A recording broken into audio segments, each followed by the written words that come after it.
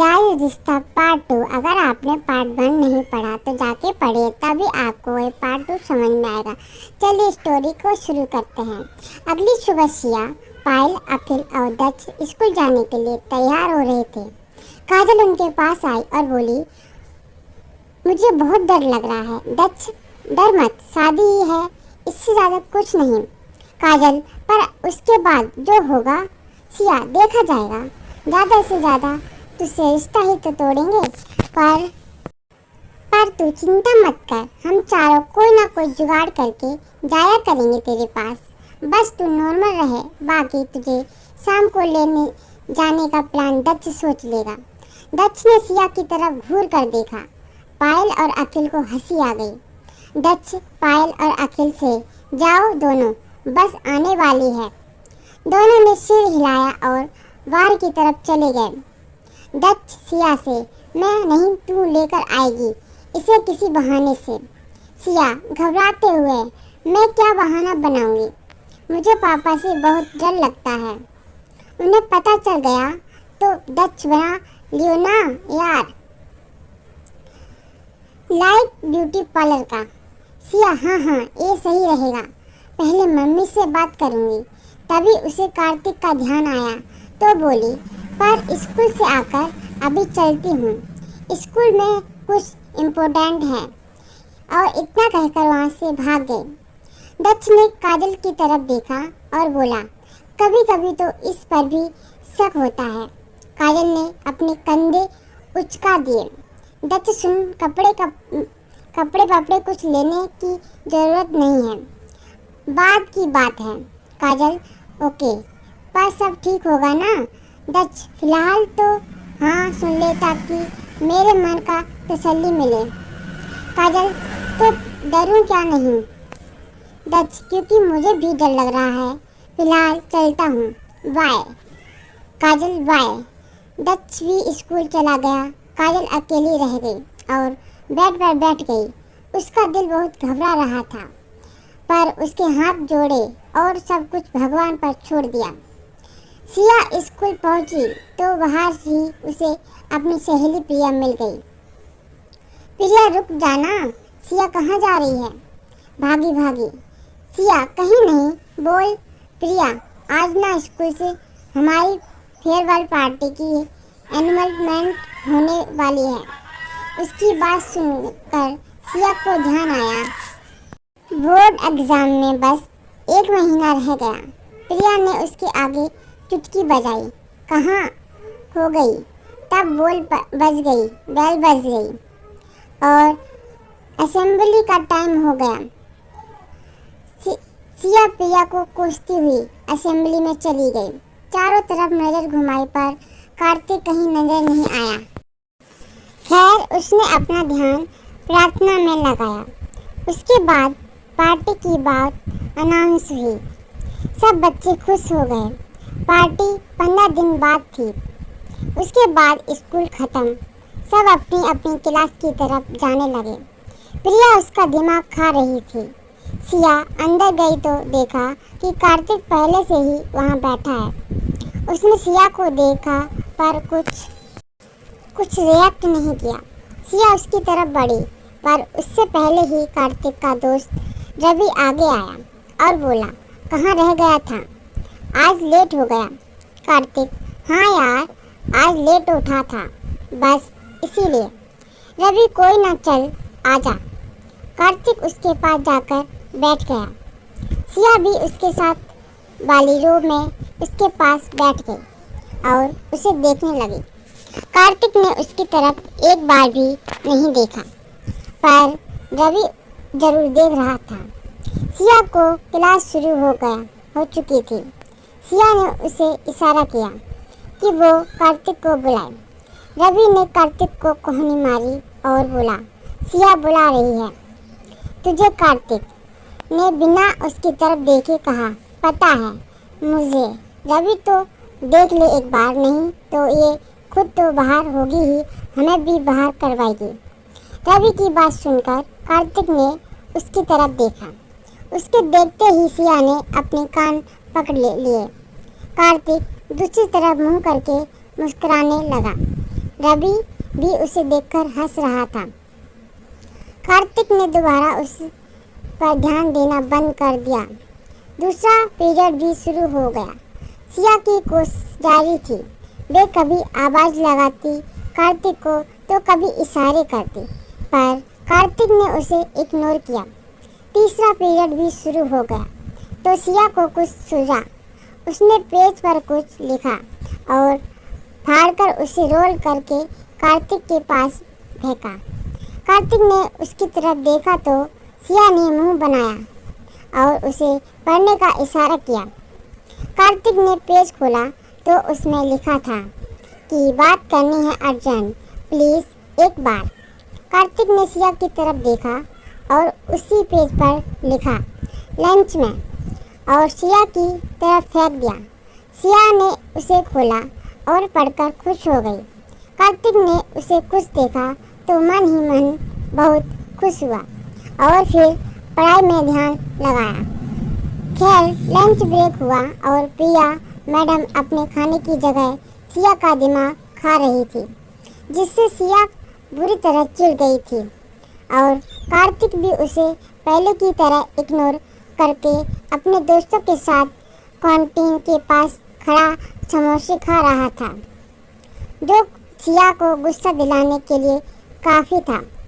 मैं यहाँ भूखी इसके फ्री होने का इंतज़ार कर रही हूँ और ये समोसे ठूस रहा है। सिया बड़बड़ाई और कार्तिक की तरफ चली गई। सिया उसके पास जाकर खड़ी हुई और बोली, मुझे कोई बात करनी है इम्पोर्टेंट। कार्तिक ने पहले सिया की तरफ देखा और फिर अपने दोस्तों की तरफ। रवि समेत उसके 3 दोस्त खड़े थे। तीनों हंसते हुए दूसरी तरफ चले गए। कार्तिक, ये क्या कर रही है तू? सबके सामने सारे टीचर्स भी यही हैं। Siya, I don't care. तूने कहा था ना कि लंच में बात करेंगे। कार्तिक, हाँ, पर अब मेरा मूड नहीं है और वैसे भी लंच ब्रेक ख़त्म होने वाला है। मुझे खाना खाने दे। सिया की आंखों में आंसू आ गए और उसकी आवाज़ भारी हो गई। सिया, मुझे भूख लग रही है। पर मेरी भूख से ज़्यादा इम्पोर्टेंट तू लगा मुझे, इसलिए तुझे मनाने आई हूँ। कार्तिक को गुस्सा आया। वो बोला, तो यहाँ क्या ड्रामा कर रही है? कल बुलाया था तब तो नहीं आई। इतनी ही ज़रूरी था तो मैं। सिया, घर पर कुछ प्रॉब्लम हो गई थी। वो काजल कार्तिक बीच में ही बोल पड़ा। I don't care. मैंने 2 घंटे से ज़्यादा वेट किया तेरा। सिया, तो मैं बता दो रही हूँ ना, सुन तो सही। कार्तिक, रहने दे, मुझे नहीं सुनना। मुझे पता है ना, हम 5th क्लास से साथ हैं। तब से मैं तुझे लंबी सांस लेकर पर छोड़ शायद मैं ही तेरे साथ ज़बरदस्ती कर रहा था। ये बात कल समझ आई गई थी मुझे। सिया की आंखों से आंसू बहने लगे। ये सुनते ही वो रुआसी सी आवाज़ में बोली, ऐसा नहीं है कार्तिक। कार्तिक ने एक नज़र उसे देखा तो उसकी आंखें आंसू से भरी हुई थी। वो वहाँ उससे अपने दोस्तों के पास जाकर खड़ा हो गया। रवि ने उसके हाथ में से एक और समोसा पकड़ा दिया। कार्तिक की नज़र सिया पर ही थी। सिया भी उसे ही देख रही थी। तभी बेल बज गई और लंच ख़त्म हुआ। सिया ने अपने आंसू पोंछे और क्लास में चली गई। कार्तिक ने उसे जाते देखा तो उसका दिमाग खराब हो गया। उसे याद आया कि सिया ने उससे बात करने के चक्कर में कुछ नहीं खाया। उसने अपने हाथ में पकड़े समोसे की तरफ देखा और उसे पास पड़े डस्टबिन में फेंक दिया। रवि, ये क्या किया तूने? कार्तिक, चल जल्दी। कार्तिक क्लास की तरफ चल पड़ा। सर आ चुके थे। कार्तिक और रवि को देखकर बोले, बड़ी जल्दी लंच ख़त्म हो गया तुम दोनों का। चलो आओ अंदर। दोनों अपनी जगह पर आकर बैठ गए। सर ने पढ़ाना शुरू किया, पर इस बार सिया कार्तिक को नहीं बल्कि कार्तिक की सिया को देख रहा था। उसका ध्यान पढ़ाई में बिल्कुल नहीं था और सिया लगातार बोर्ड की तरफ ही देख रही थी।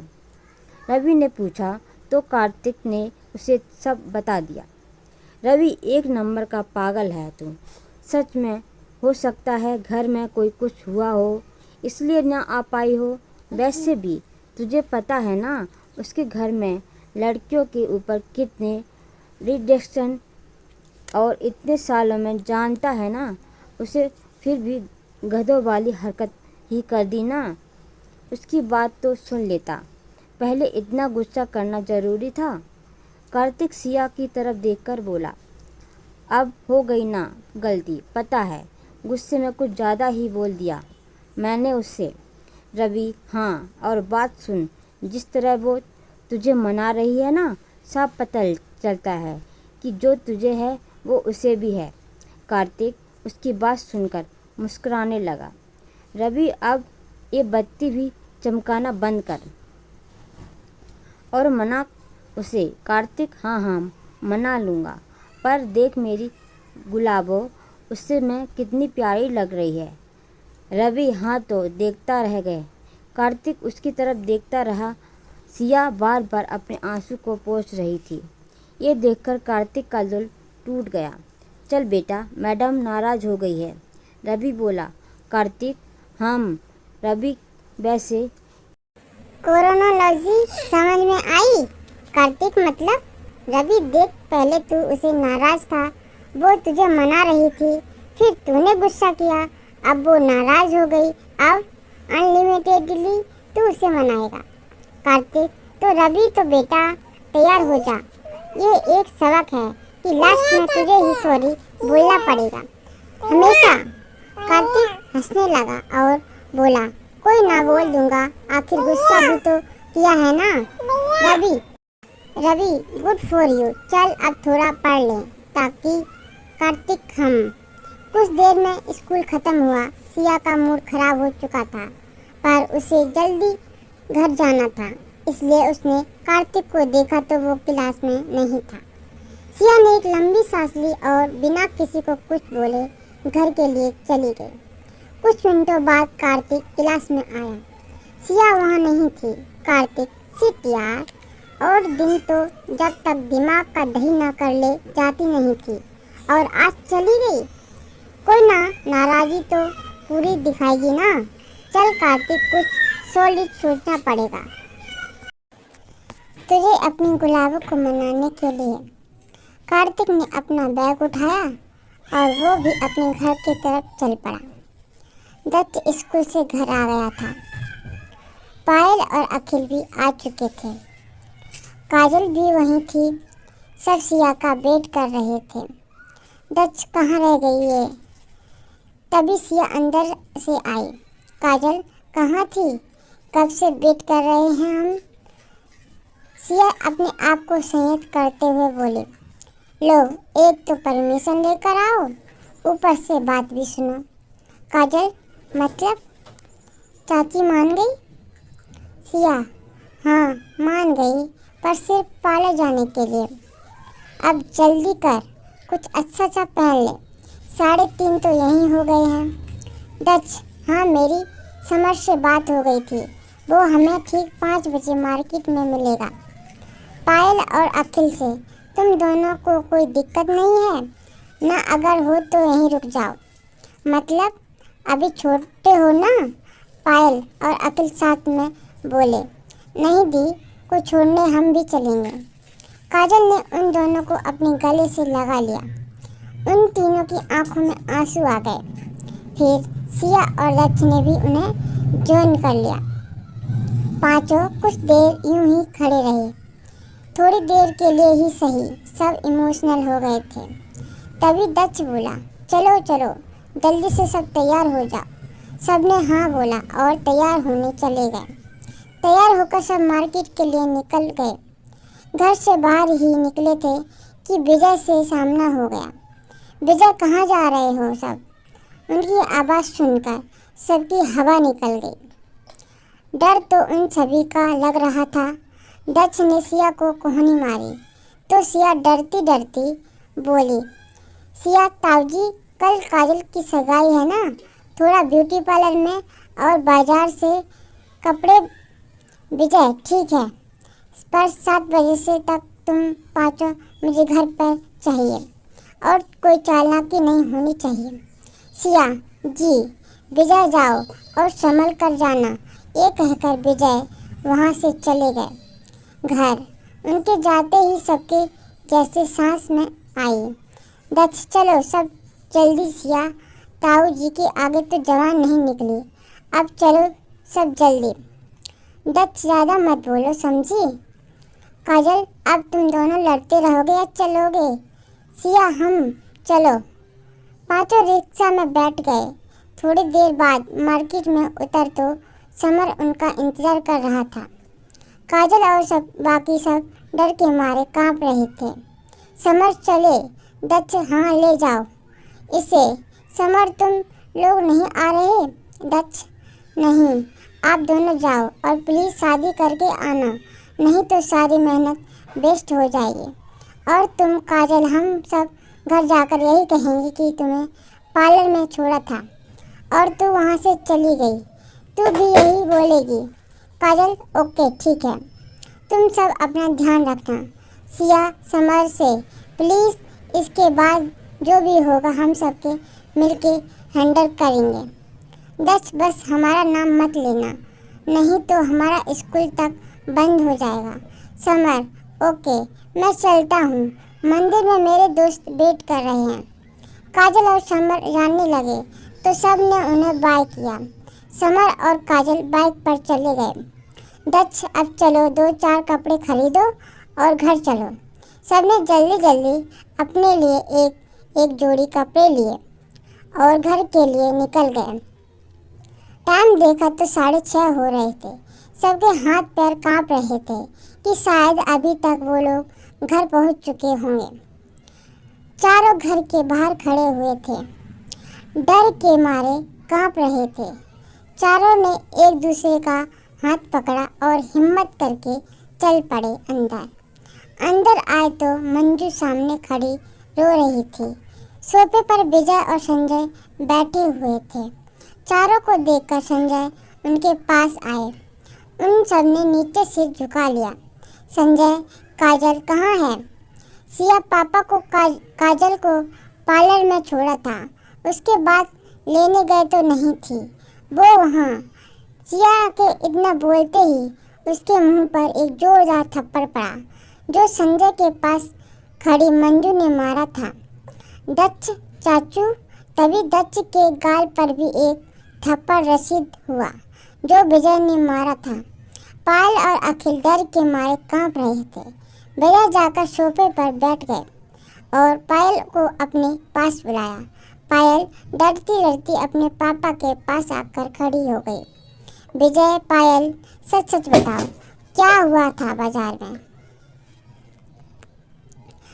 आगे की स्टोरी हम पार्ट 3 में देखेंगे और इस स्टोरी में आपकी क्या राय है कमेंट पर कमेंट कीजिए और इस स्टोरी में आप क्या सोचते हैं वो भी कमेंट कीजिए। अगर अच्छी लगी हो तो लाइक कीजिए और मेरे चैनल को सब्सक्राइब कीजिए। Thank you so much for bye bye and take care.